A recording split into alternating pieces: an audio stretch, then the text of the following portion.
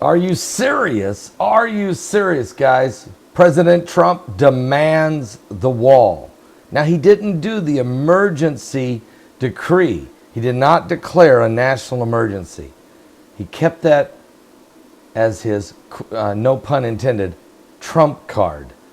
But he certainly has put so much pressure on the Congress that if they don't step up and just go ahead and put this thing together, he'll leave the government in a shutdown mode, and if he has to, declare a national emergency. He's setting the stage so that later he can say to the American people, I tried to get them to do it. I told you how serious this was. They didn't listen to me, so I'm declaring a national emergency and I'm going to fix it myself. I'm telling you, the president has set the table. And either the Congress comes up and says, all right, let's do it. Let's get on with business. Or they're going to, look, this is going to get real ugly. And this might be why this super blood moon over Washington, D.C. may be a whole lot more than what you think, than just the wall, than just the shutdown. There may be even more things looming in this harbinger. Let's get in the studio and get ready for Primetime Live. Here we go. Are you serious? Are you serious? That's what things are looking like, guys. It seriously is. And they, it's so sad that we're this divided as a nation. It's really, really sad if you think about it. But that's exactly what we're witnessing here.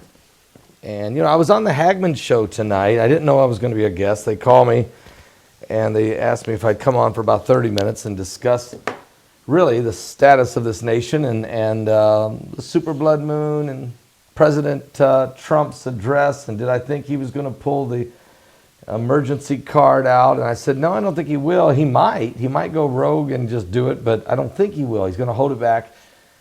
But is there a compromise for tomorrow? My answer is on the Hagman show is I don't see it happening. I don't think so. I hope so, but I don't think so. And I think we haven't even got as ugly as it's going to get. And that's very, very disturbing. Before I get any further, we're going to hear President Trump's 9-minute address right here. We're going to listen to it. But before we do, I want to read from the Word of the Lord. If you go to the book of Psalms, I want to share with you Psalms 1. The Bible says, blessed is the man, and this is important. When you think about everything that goes on, you got to, sometimes people, they get it, they get real emotional, they get real upset, and they run to get somebody else's advice. And they go to the worst person in the world to ask for advice. You don't want to do that, okay? Slow down. And this might be for somebody here tonight that really going through a family crisis or a crisis at your place of work. Here's what the Bible says you should do. Psalms 1. Blessed is the man that walketh not in the counsel of the ungodly, nor standeth in the way of sinners, nor sitteth in the seat of the scornful. But his delight is in the law of the Lord, and in that law he doth meditate day and night. And he shall be like a tree planted by the rivers of water, that bringeth forth his fruit in his season. His leaf also shall not wither, and whatsoever he doeth shall prosper. The ungodly are not so, but are like the chaff which the wind driveth away. Therefore the ungodly shall not stand in the judgment, nor sinners in the congregation of the righteous. For the Lord knoweth the way of the righteous, but the way of the ungodly shall perish. I want to welcome all 1,000 of you that have joined me already tonight. And yes, Trump demands the wall. Matter of fact, I've got several things, and I've got some breaking news coming out of the United Kingdom, and some very important information coming out of Israel. All of it has to do with governmental leaders. Breaking news. We'll come to that in just a moment. But first, President Trump urges the wall. And I'll be honest with you. Let's just be fair. Trump's speech was excellent. I would have liked the last couple minutes if he would have just left some of that out, but that's okay. He was telling the truth, everything he said. Threw a little bit of blame over at the Congress, but that was only because, look, he was saying if they don't fix this tomorrow or in the next few days, I might just do an emergency. He didn't say it, but you know that's what he means, okay? Now, to be honest with you, when Chuck Schumer and Nancy Pelosi, when they gave their rebuttal, which first of all, no one's ever gave a rebuttal to a Oval Office address of the nation. No one has ever disrespected the President of the United States, any president, with a rebuttal to a issue that the President of the United States wants to address from the Oval Office. So this right there is, again, shows you, and no network would cover such a thing, but they did, okay? Shows you just how far and just how divided we are. But let's go right now. Here is President Trump addressing the nation. We're going to listen to it from audio. Are you serious? Tonight, I am speaking to you because there is a growing humanitarian and security crisis at our southern border. Every day, Customs and Border Patrol agents encounter thousands of illegal immigrants trying to enter our country. We are out of space to hold them, and we have no way to promptly return them back home to their country. America proudly welcomes millions of lawful immigrants who enrich our society and contribute to our nation. But all Americans are hurt by uncontrolled illegal migration. It strains public resources and drives down jobs and wages. Among those hardest hit are African Americans and Hispanic Americans. Our southern border is a pipeline for vast quantities of illegal drugs, including meth, heroin, cocaine, and fentanyl.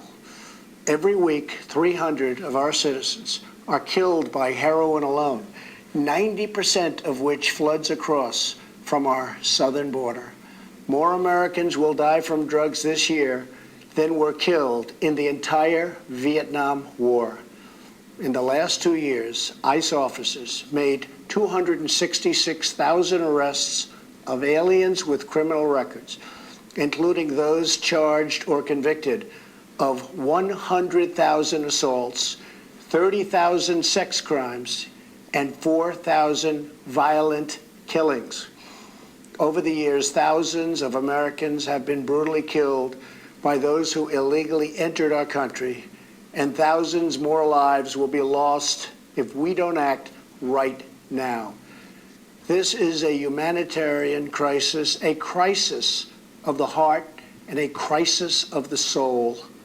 Last month, 20,000 migrant children were illegally brought into the United States, a dramatic increase. These children are used as human pawns by vicious coyotes and ruthless gangs.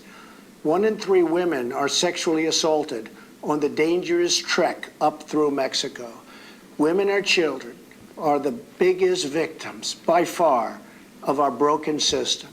This is the tragic reality of illegal immigration on our southern border. This is the cycle of human suffering that I am determined to end.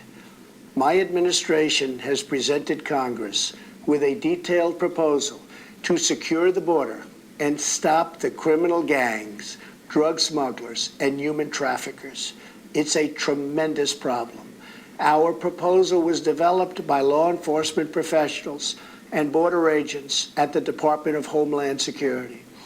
These are the resources they have requested to properly perform their mission and keep America safe. In fact, safer than ever before. The proposal from Homeland Security includes cutting-edge technology for detecting drugs, weapons, illegal contraband, and many other things.